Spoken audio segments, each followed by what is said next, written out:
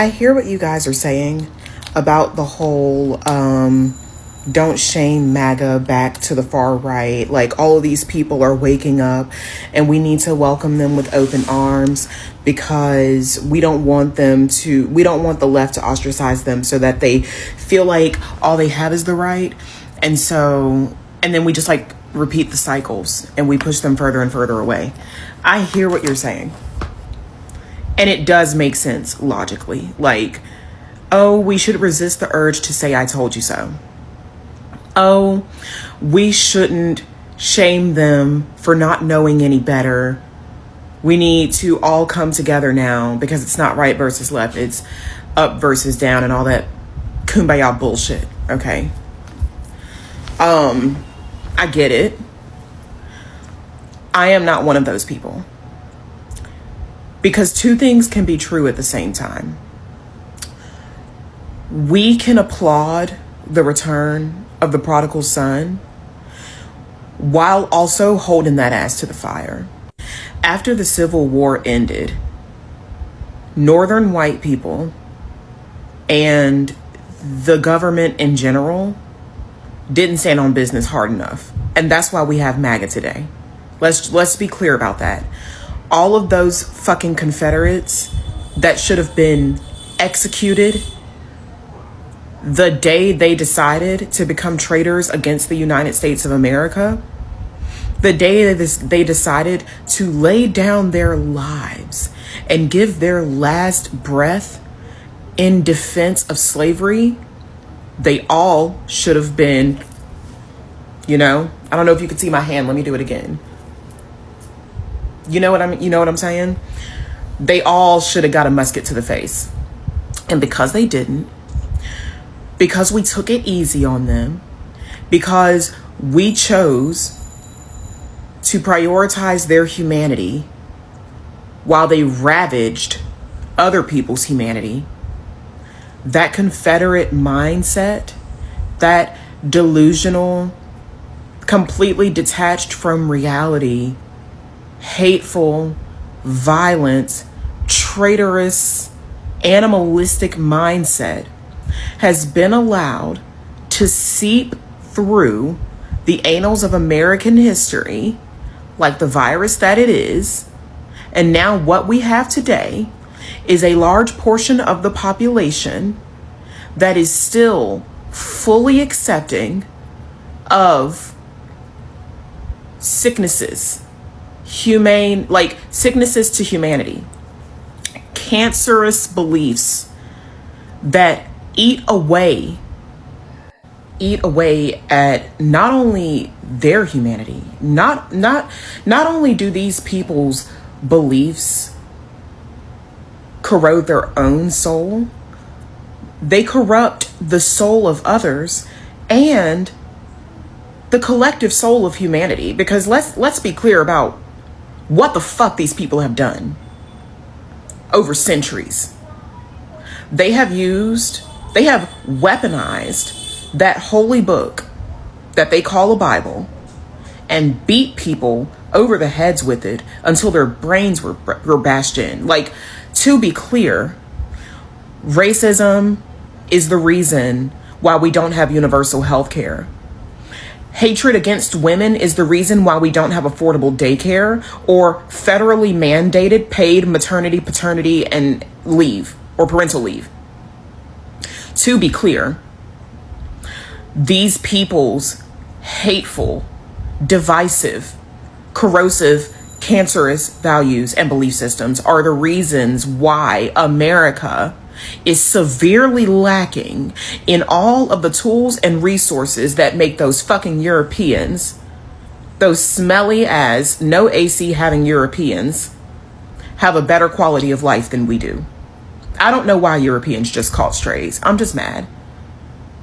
And it's okay to be mad, is what I'm trying to say. I fully understand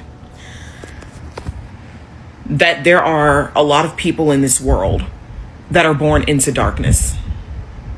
It's as simple as that. I was born into the light. Can't relate. There are a lot of people in this world. When I say darkness, I mean darkness on all levels. And that doesn't necessarily indicate abuse, because darkness can mean darkness of the intellect, ignorance, darkness of the spirit, spiritual confusion. People who are spiritually confused believe that the Christian thing to do is send Mexicans and Guatemalans and other Latinos to Alcatraz and to bomb Gaza. Because in their spiritual confusion, they believe that they're the good guys in all of this. In their spiritual confusion, they have no media literacy because they can't see straight. And they think that Superman is coming for them now. They think that the movie Superman is coming for them now. I understand how soul deep, how DNA deep this shit goes, and that people don't have a choice what they are born into, but they do have a choice of who they become as an adult. I do not buy into all of that. Oh, well, they were raised this way, so they don't know any better. Fuck all that. Fuck all that. We were all raised in certain ways that we have deep and undone in adulthood. What I'm not about to do, and what I do not encourage you to do, is coddle these.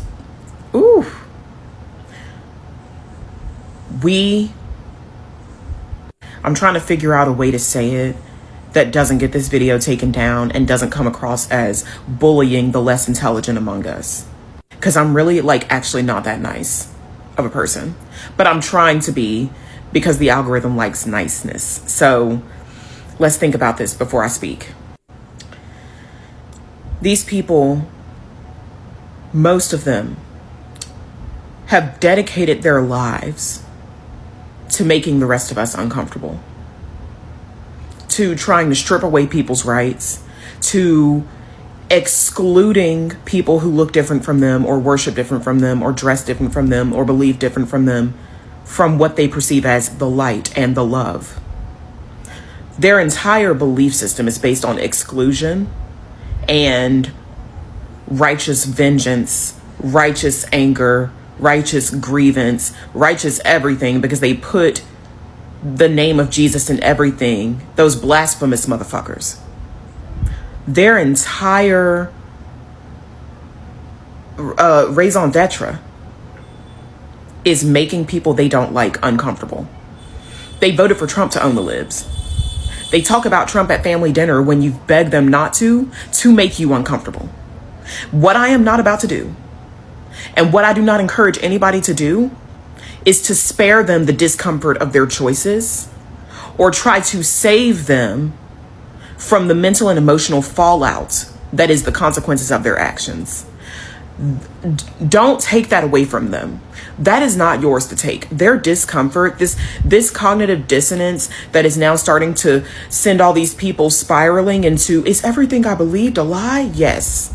Everything you believed is a lie. Yeah, you fucked up big time. You fucked up big time. Do not save them from the discomfort and the earth-shattering ego death that causes. It is not our fucking job to keep coddling white people. That's what I'm trying to say. They don't need to be coddled. They need a kick in the ass. And God damn it, I gotta give it to them. Because for better or for worse, Trump was the only one that was going to be able to give them the kick in the ass they need to make sure that this doesn't happen again. All of this Confederate-rooted hatred, greed, and bigotry and shit, stomp it out. Don't let it happen again. Many people today are asking one question. Why are only certain groups coming out online and talking about what's happening in America? Why are they talking about inflation, tariffs, wars, and the economy while others seem silent? But maybe the real question isn't who is speaking. Maybe the real question is who is finally feeling the pressure now. For years, America has gone through political divisions, economic shifts, and social tensions. Different communities have experienced struggles in different ways. Some people felt ignored, some felt unheard, and some believed that change was finally coming for them. When elections happen, people vote based on hope.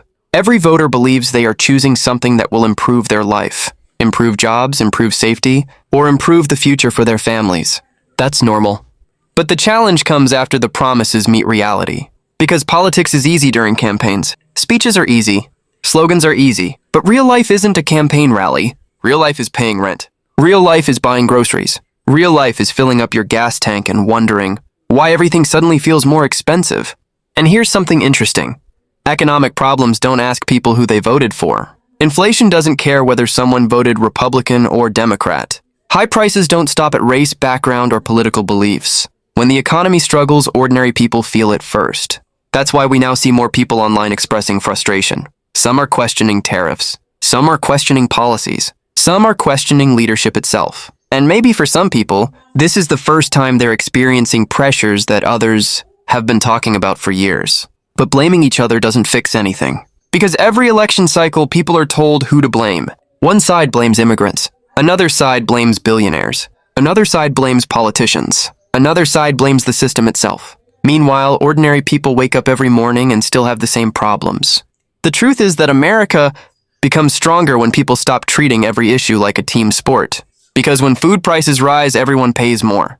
When jobs disappear, families struggle. When communities suffer, the impact spreads further than people think. Maybe instead of asking, why aren't certain people complaining, we should ask a different question. How did we get to a place where so many people feel unheard in the first place? Because at the end of the day, governments change, politicians change, presidents change. But regular people still want the same things. Stability, opportunity, and a better future for their children. And maybe the biggest lesson here is simple. People shouldn't wait until problems reach their own front door before paying attention. Because by then the fire is already burning. Let me know what you think in the comments.